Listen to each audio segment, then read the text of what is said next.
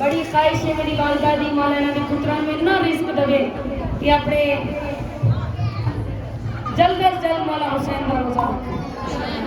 मैं हफिजा में मुज़ाहरा ने नाल रखे आए, मैं हफिजा में मुज़ाहरा। बीबी फिजा देख के फरमाया ओ दसा मेरा रुतबा क्या है सैयदा दे वेड़े जाके।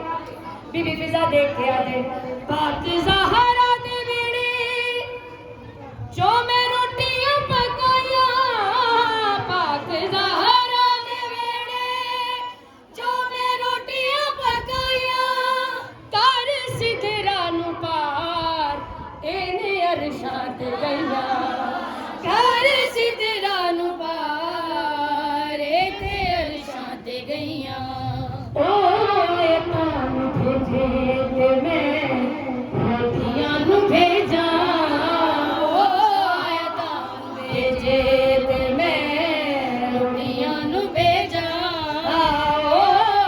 तानू भेजे ते मैं रोटियां नू भेजा। नाल अल्लाह ने मैं राबता बहाल रखे आए, मैं हफिजा में मुज़ाहरा।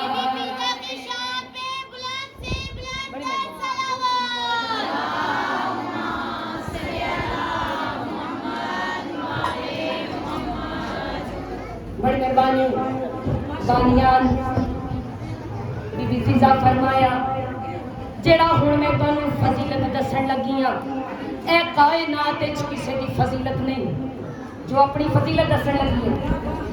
बीबी फिजा ने फरमाया ए फजीलत है आई बस मेरे हिस्से, फजीलत है आई बस मेरे हिस्से, फिजा नीति ये नमाज पाक ज़हरा के पीछे। ए फजीलत है आई बस मेरे हिस्से, फिजा नीति ये नमाज पाक ज़हरा के पीछे। जेड़ी सैयदा